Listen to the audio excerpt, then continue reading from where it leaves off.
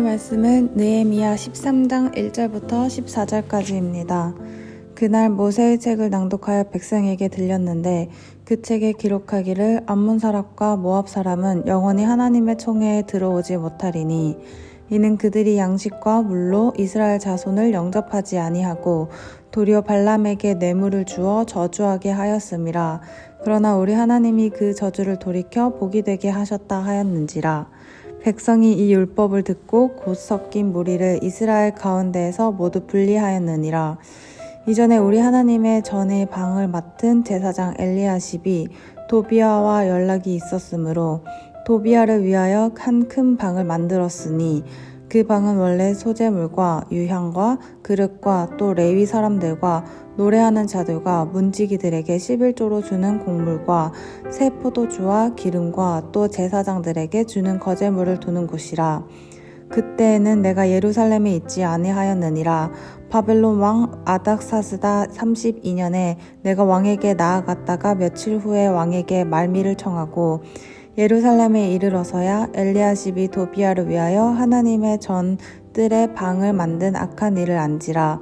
내가 심히 근심하여 도비아의 세간을 그 방 밖으로 다 내어 던지고 명령하여 그 방을 정결하게 하고 하나님의 전의 그릇과 소재물과 유향을 다시 그리로 들여놓았느니라.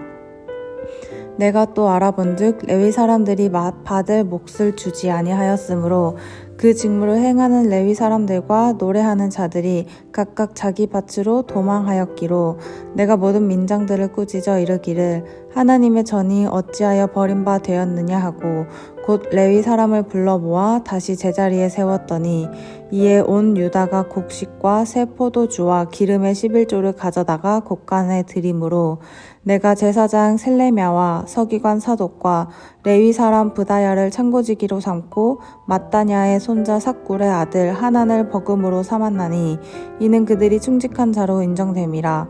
그 직분은 형제들에게 분배하는 일이었느니라. 내 하나님이여 이 일로 말미암아 나를 기억하옵소서. 내 하나님의 전과 그 모든 직무를 위하여 내가 행한 선한 일을 도말하지 마옵소서. 아멘.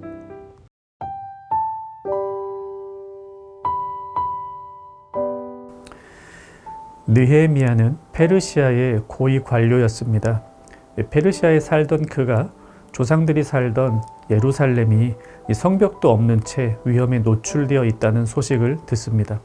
왕에게 성벽을 재건하고 돌아오게 해달라고 요청했습니다. 왕의 허락을 받아 예루살렘에 총독의 신분으로 온 그는 백성들과 함께 성벽을 52일 만에 재건했습니다. 그리고 성벽 안으로 사람들을 이주시켰습니다. 성벽을 하나님께 드리며 백성과 함께 기뻐했습니다. 그리고 느헤미야는 다시 페르시아로 복귀합니다. 그가 예루살렘 총독으로 일했던 기간은 총 12년이었습니다. 느헤미야 1장을 보면 아닥사스다 왕 제20년 기슬루월에 느헤미야가 시작이 됩니다. 그리고 오늘 본문 6절에 보니까 느헤미야가 페르시아로 복귀한 시점은 아닥사스다 왕 32년입니다. 성벽을 세우고 나서 백성들과 함께 예루살렘에서 이 부흥과 개혁을 이끌었던 느헤미야가 12년의 총독 생활을 마치고 페르시아로 돌아간 겁니다. 여기까지가 이 동화책에서 많이 보던 스토리입니다. 그럼 이쯤에서 이런 말이 나와야 됩니다. 그래서 느헤미야는 일을 마치고 돌아갔고 남은 백성들은 그 후로 오랫동안 행복하게 잘 살았대요. 느헤미야서가 12장까지로 끝났다면 우리는 그런 동화적인 결말을 볼 수 있었습니다. 하지만 느헤미야는 13장까지 있는데 그 13장의 내용은 참으로 암담합니다. 백성들은 옛날로 다시 돌아갔습니다. 하나님께서 기뻐하시는 삶을 잠시만 살다가 다시 돌아간 겁니다. 그래서 느헤미야는 페르시아에서 예루살렘으로 다시 돌아옵니다. 아마도 약 1년 정도 페르시아에 있었던 것 같습니다. 그는 돌아와서 다시 한번 개혁을 단행합니다. 그것이 오늘 본문의 내용입니다. 느헤미야가 단행한 첫 번째 개혁은 도비아라는 사람의 사무실을 없애버린 것입니다. 이 도비아라는 사람은 당시 제사장이었던 엘리야십과 친분이 있었던 사람입니다. 이 느헤미야서 내내 느헤미야와 하나님 백성을 괴롭혔던 대표적인 인물 두 사람이 호론 사람 산발랏과 암몬 사람 도비아였습니다. 이 제사장 엘리야십은 이 산발랏과는 혼인 관계로 얽혀 있었고 도비아와도 친분이 있었습니다. 이 도비아는 제사장 엘리야십과의 친분을 이용하여 성전 안에 자신의 사무실을 차렸습니다. 그곳은 원래 레위 사람들이 받아야 할 11조와 제사장들에게 돌아가야 할 백성들의 11조를 비롯한 많은 곡물들을 저장하는 곳이었습니다. 그런데 도비아가 거기에 들어와 앉은 것입니다. 결과로 어떤 일이 일어났는가? 제사장을 위해 11조나 곡물을 바쳐봤자 도비아가 다 가져가 버립니다. 그러니까 백성들은 이제 더 이상 레위인과 제사장을 위한 곡물, 이 11조 헌물을 내지 않습니다. 그러니까 레위인들은 일을 하고 자신의 받을 몫을 받지 못하게 되는 것이죠. 때문에 그들은 성전에서 봉사해야 하는 레위인의 직무를 버리고 생계를 위해서 밭과 논으로가 농사를 지으며 살고 있습니다. 레위인들이 성전을 제대로 섬기지 않으니 성전이 제대로 돌아갈 리 만무하지요. 종교가 무너져 버립니다. 제사장이 아닌 다른 사람이 혈연, 지연을 이용하여 성전에 버젓이 사무실을 차려놓고 일하는 현실, 그리고 마땅히 받아야 할 레위인의 몫을 챙겨 먹는 현실, 이것이 페르시아에서 다시 돌아온 느헤미야가 보고 있는 모습이었습니다. 느헤미야는 어떻게 했을까요?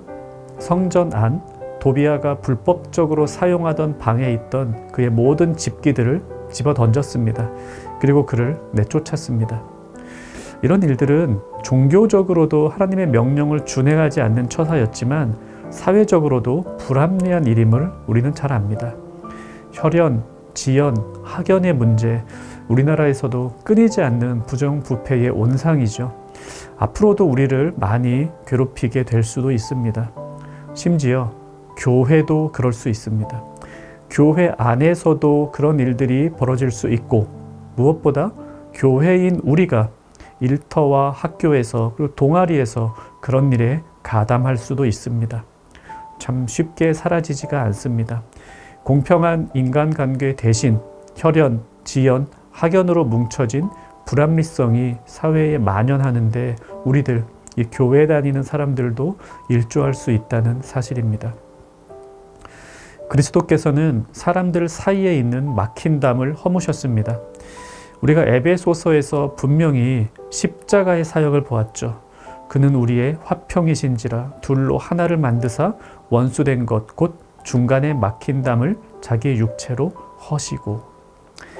그런데 오히려 없는 담도 만들어서 같은 학교 출신끼리, 같은 지역 출신끼리, 비슷한 수준의 연봉을 받는 사람끼리 혹은 크리스찬끼리 이렇게 끼리끼리 모여서 서로의 이익을 증진시키고자 한다면 그것은 개혁의 대상입니다.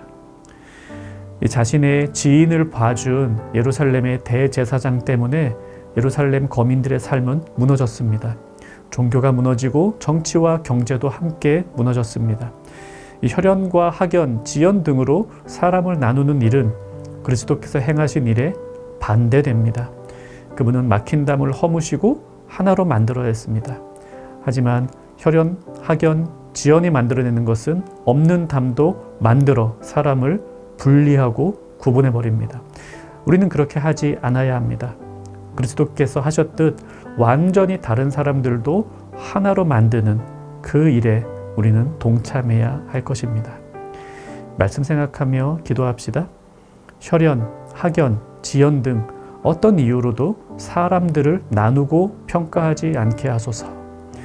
예수님이 그러하셨듯 나와 다른 사람들도 함께 하기 위해 이해하고 수용하는 삶을 살게 하소서. 오늘 하루 그리스도의 십자가에 더 가까워지는 청년가족 되기를 바랍니다.